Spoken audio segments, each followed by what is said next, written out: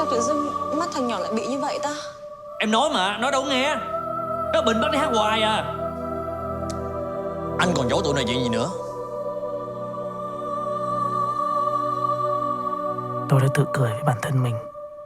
Vì làm sao mà mình có thể giấu giếm mãi bí mật của những người luôn thật sự quan tâm đến mình cơ chứ.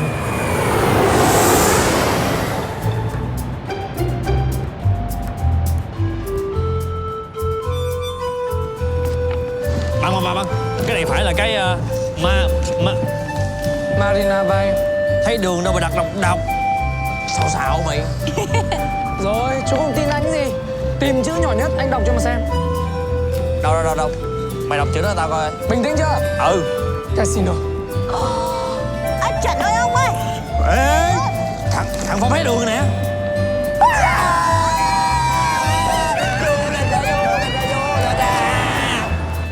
Rồi tôi cũng có chuyến đi chữa trị tại Singapore. Mẹ tôi không đi, nhưng có đầy đủ anh em chiến hữu của tôi. Chúng tôi có cảm giác như đây là một chuyến đi chơi, chứ không phải là chữa bệnh nữa. Tôi vẫn chưa hình dung được điều gì đang chờ mình ở phía trước. Mà thôi, cái đó không phải là điều mà tôi quan tâm nhất vào lúc này nữa.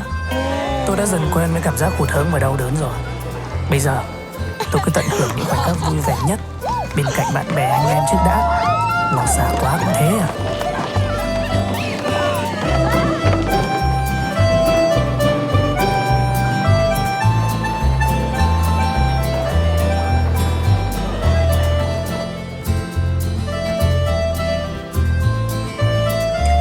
Wow, khách sạn này chắc mắc dữ à. Trung tâm cơm bà. Singapore.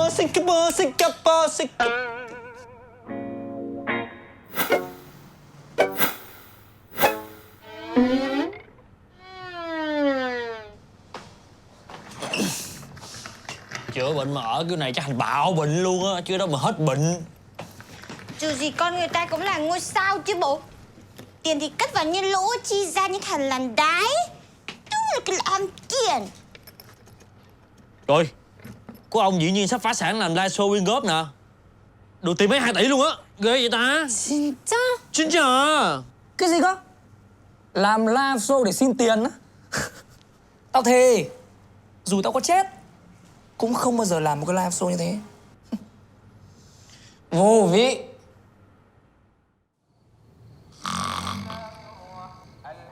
Vâng. Chị Yên đang ngủ đấy. Gọi tên nước khác đi. Gọi bác ngoại.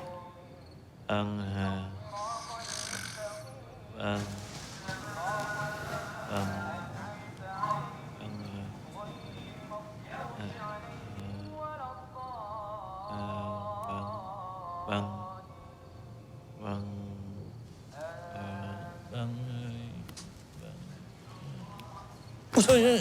Vâng ơi, đừng quýnh ơi, vâng ơi. Cái thằng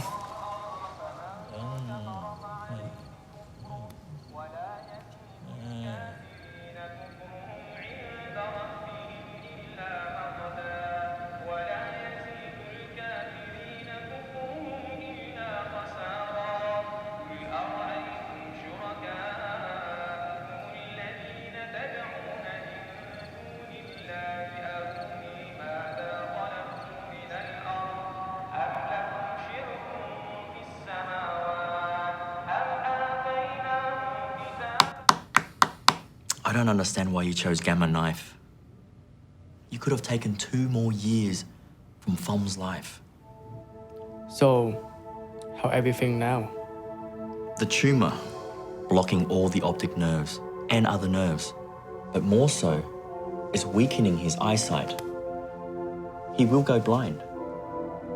Now, if you want to save his right eye, we will have to dissect the left one also. Is it dangerous? It's difficult to tell because brain surgery, you can never predict the outcome. But if you have 300,000 USD, you can go to America. they do proton beam therapy. That can lengthen Phong lifespan for a few more years. In that time, maybe medical science can find a cure. You mean if we don't cut one eye, Phong will lose both? Yes. Bệnh viện đẹp hay đẹp thiệt á, mà toàn tiếng Anh không à. Cỡ như tôi vô đây nghe lộn, uống lộn thuốc, chết, phải chơi đâu. English everywhere.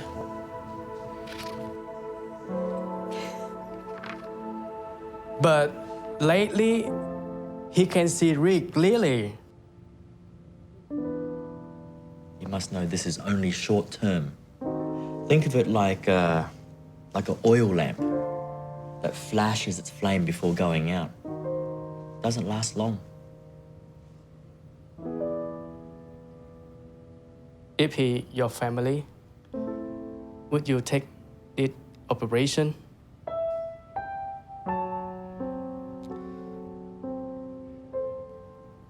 No.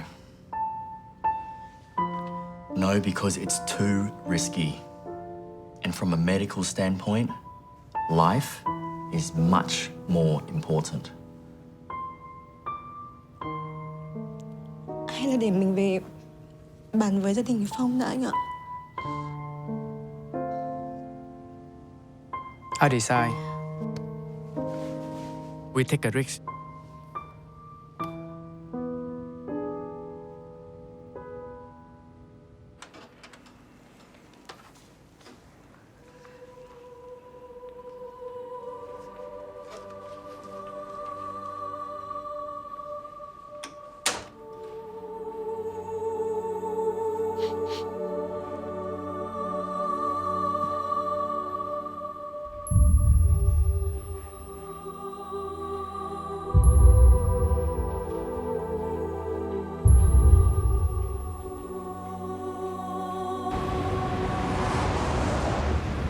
Thăng lớp hả? 2 năm. Mất 2 năm là sao? Anh Lâm, tại sao lại là mất 2 năm? Có cái tia găm găm là cái gì vậy? Anh im lặng là anh biết rồi đúng không? Anh sẽ không một ai biết hết vậy. Em, chị Băng vừa nói gì ạ? Anh Lâm, chuyện này là sao anh Lâm? Tại sao anh lại quyết định giải phẫu một cách vội vàng như vậy? Rất có thể thằng Phong nó sẽ không tỉnh lại ở đó. Chị Băng đang nói gì vậy? Anh Long, anh Phong không tỉnh lại là sao? Tại sao không tỉnh lại được? Anh Lâm, lần trước đã nói không còn gì giấu nhau nữa mà. Sao giờ im lặng vậy? Thằng bạn thân của tôi này có chuyện gì? Tại sao anh lại không đồng ý đi Mỹ? Hả?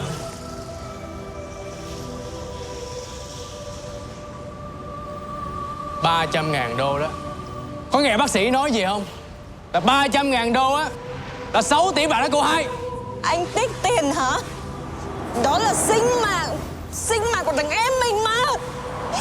Bao nhiêu lâu nay nó làm cho anh có chia ra một đồng xu nào hay không? Quay! Sao? Muốn làm gì? Chị Băng ha.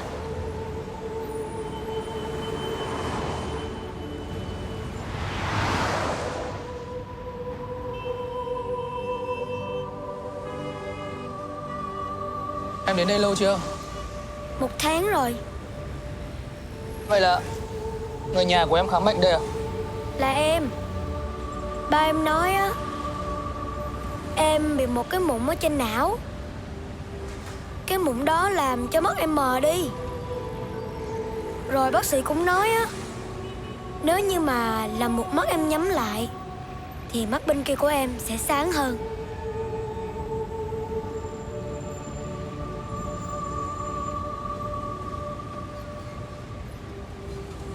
Em vẫn cool lắm. Thì từ đó giờ em vẫn cool mà.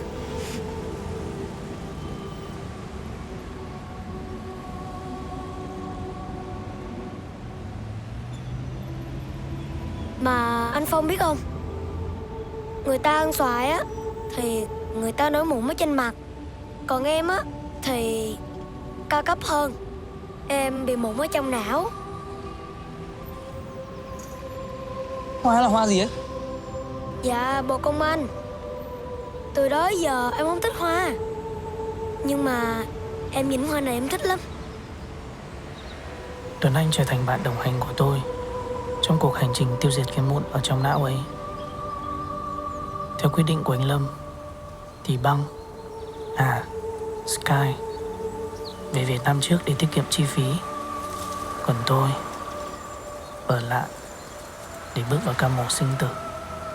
Thành thì mất một mắt, bạn thì mất hết.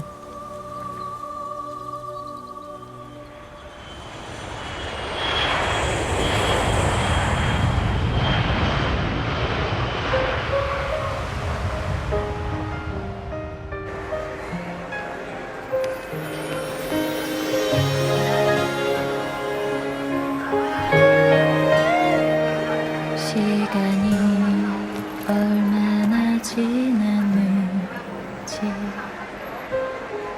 그대 웃음소리가 떠올라 지난 지 얼마 안 된 것 같지만 너의 웃음소리가 들려와 우리는 너무나 달콤했어.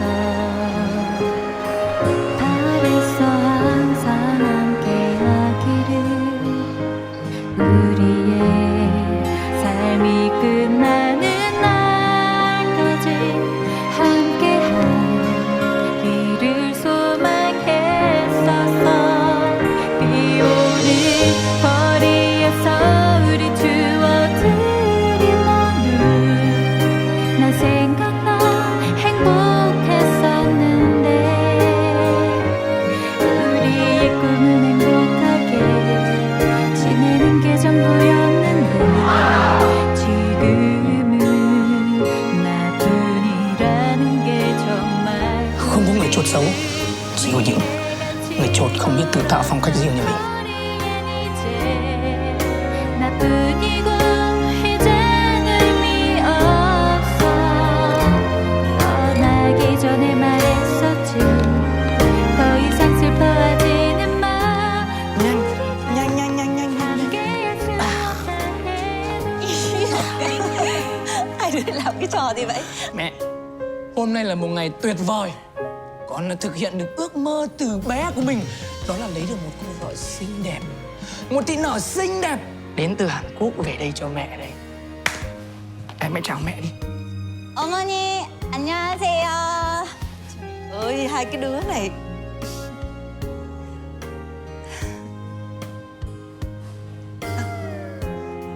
Mẹ, hôm nay là ngày vui của con mà. Ôi, em hãy đứng lên và chào mẹ đi. 안녕히 계세요. Rồi, đi.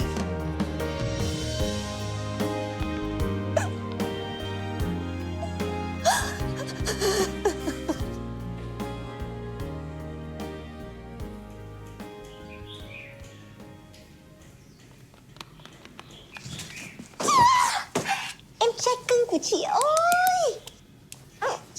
Dậy. Băng. Chị Băng, đây đâu phải phòng thờ Hà đâu. Sao? Chị em mà lo gì. Em trai biết tin gì chưa? Em được bình chọn là ca sĩ mới xuất sắc nhất. Biết chưa? Ca sĩ mới xuất sắc nhất. Chị có đau không? Cắt bệnh nhưng mà không đau à? Vậy là không phải mơ. Yeah!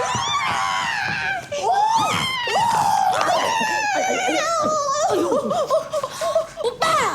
지방! 아, 도대체 뭐 하는 거야? 세상에! 뻥!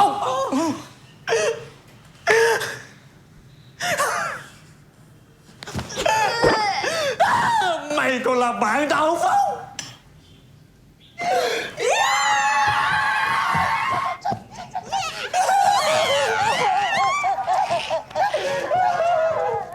Có biết không nơi đây anh vẫn đứng đợi một giấc mơ. Phong. Anh Mày ráng xíu đi, giữ cục hơi của mày á, chứ hôm nay hơi mày không có đầy. Không cần tập hát hết đâu. Anh quyết định rồi. Hôm đã hát lip sync. Anh Lâm, hát clip sao anh? Đêm trao giải người ta chứ bộ. Đây là nghề của anh. Em đừng xen vô nữa Hà.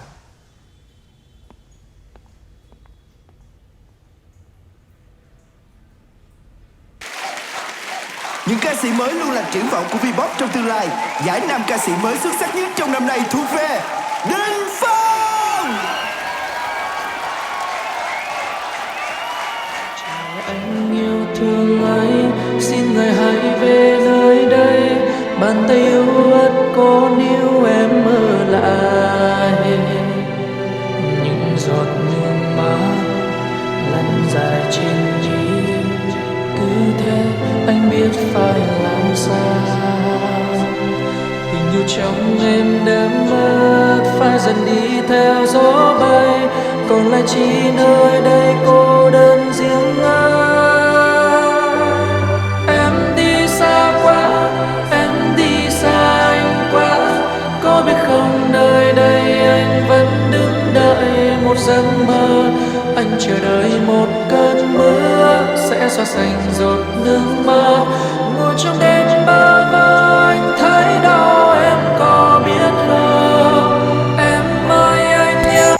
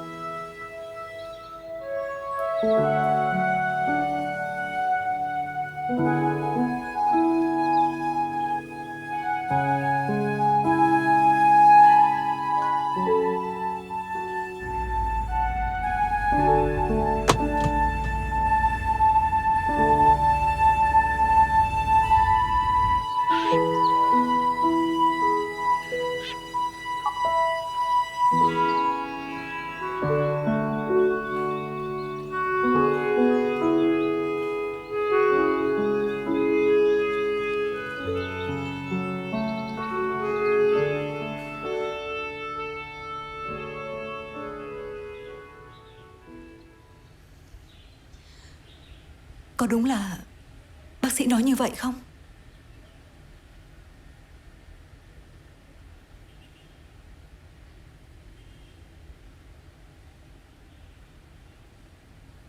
Từ lúc bác trai mất,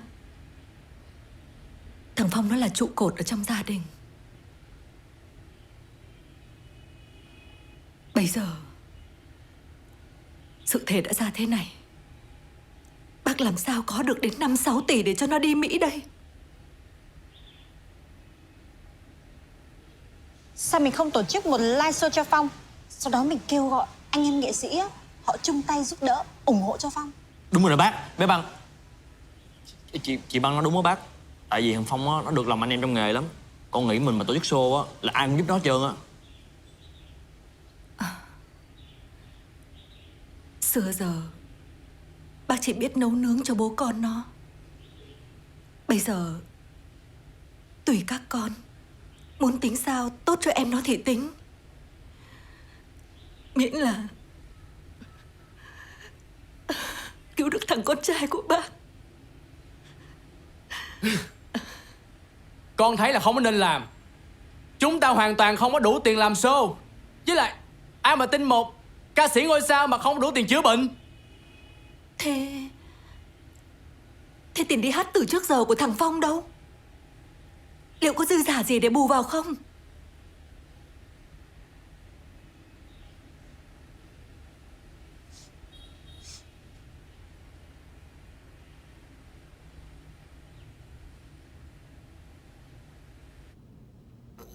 Em coi nha bạn, nó đẹp ơi là đẹp luôn. Con trai đứa nào thấy cũng mê nó hết á. Mà không hiểu sao quen ai vài 3 tháng là nó bị đá à. Hôm bữa thì kéo con em đứng gần nó mới phát hiện ra nó bị viêm cánh.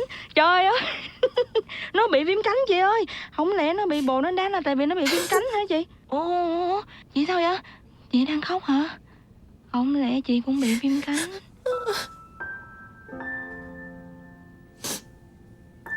Các bạn nghe đài thân mến, cảm giác chứng kiến người thân của mình mắc bệnh hiểm nghèo mà mình không giúp gì được là một cảm giác rất là tồi tệ. Người em trai thân thiết của tôi, chàng ca sĩ tài năng và dễ mến Đình Phong, vừa mắc một căn bệnh u não hiểm nghèo.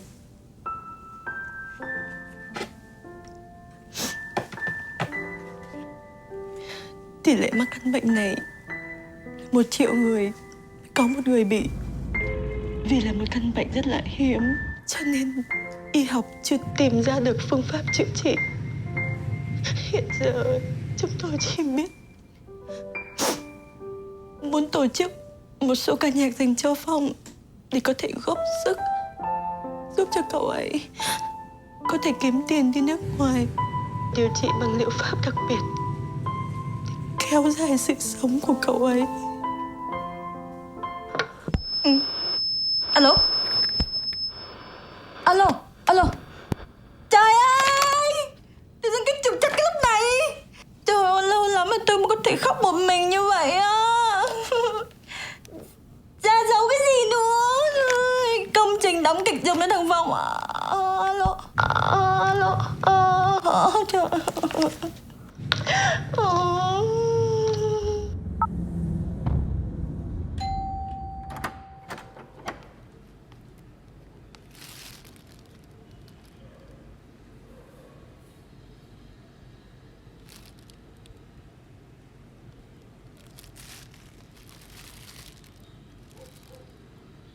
Trời ơi, xe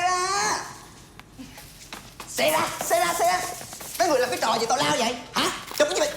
Không có chụp nữa. Lương tâm mấy người chó nào hết rồi hả? Đi về! Bực bội à? Thứ gì đâu à? Trời ơi, đâu có một fan hâm mộ nào mà có thể nghĩ được một ngày được ngồi chung với thần tượng của mình trong một khung cảnh lãng mạn như vậy nè. Anh à, nghe nói là anh sẽ làm live show phải không? Chắc không đâu em. Hả? Chuyện của anh... Thôi, anh quan tâm chi ba cái trang mạng báo lá cải đó. Trời ơi, ba thứ anh hùng bàn phím hèn hạ.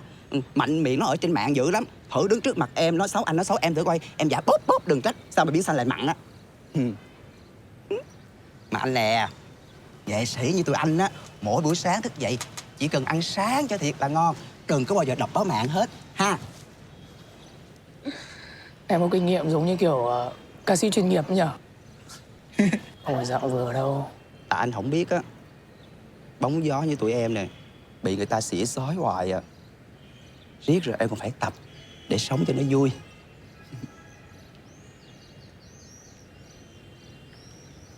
Có bao giờ anh kỳ thị người đồng tính như tụi em không? Từ nhỏ anh đã có mơ ước là có một đứa bé rồi mà. Anh cũng muốn được làm một người cha tuyệt vời, giống như bố của anh vậy.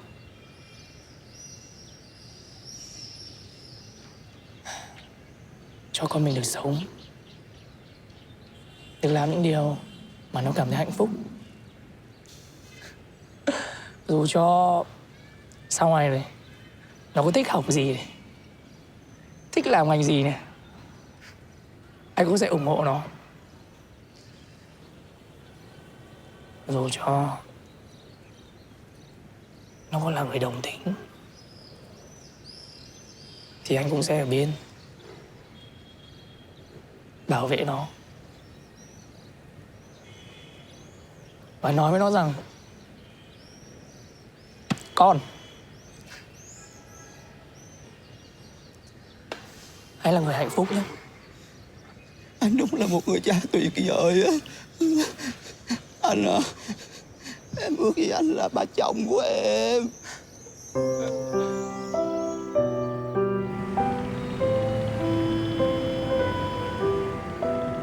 Rồi mọi người quyết định rủ tôi đi biển cho khuây khỏa.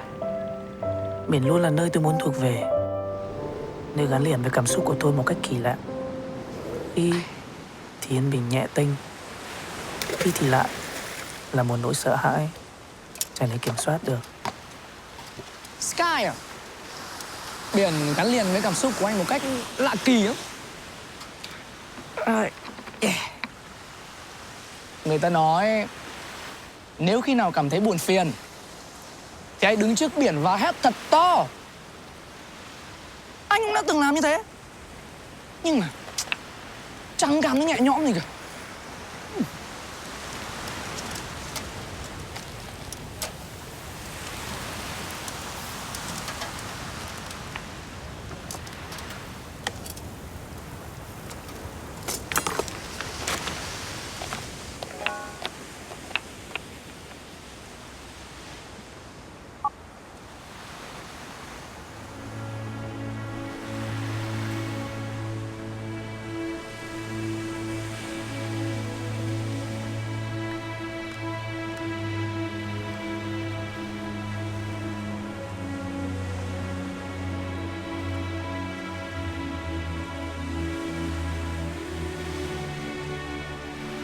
Đứng trước biển, anh nhận ra được một điều: nỗi ám ảnh của độc còn đáng sợ hơn bất kỳ nỗi sợ hãi nào trên đời này.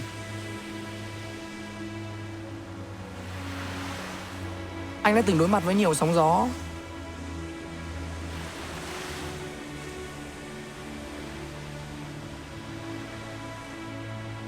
nhưng mà đối mặt với sóng biển và nỗi cô độc, anh sợ. Anh sẽ hiện nguyên hình hay một kẻ đầu hàng số phận.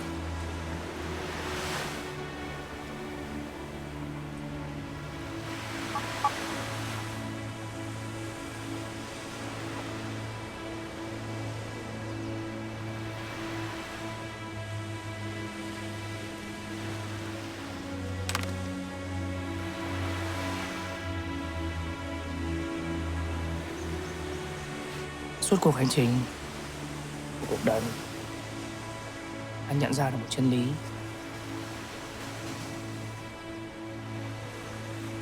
khi mình rơi vào nghịch cảnh,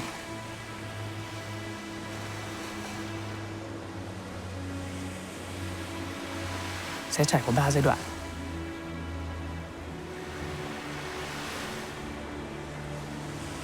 Đối mặt,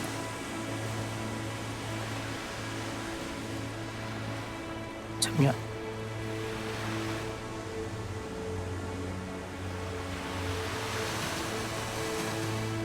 rồi trút bỏ.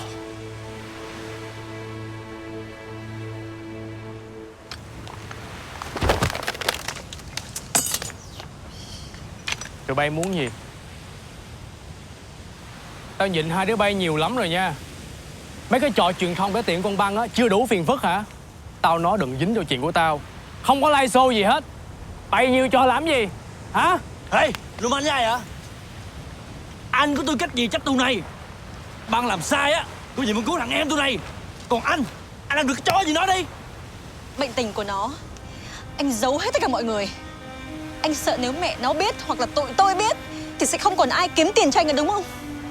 Đáng lý nó sống được thêm vài năm Nhưng mà anh sợ nằm viện lâu mất cơ hội của anh. Anh bắt ép thằng nhỏ đi bắn cái tia gamma con mẹ gì đó vào đầu của nó. Cho đến khi nó hết thấy đường rồi thì tụi này mới biết là sao. Nói đi cày mấy năm nay, ai là người giữ tiền? Ai là người giữ tiền đó? Nói được cái gì? Lúc làm live show cho nó, anh than anh không đủ tiền. Lúc làm show cứu mạng nó, anh than hết tiền. Ủa? Bộ tiền trộm cắp hết hả?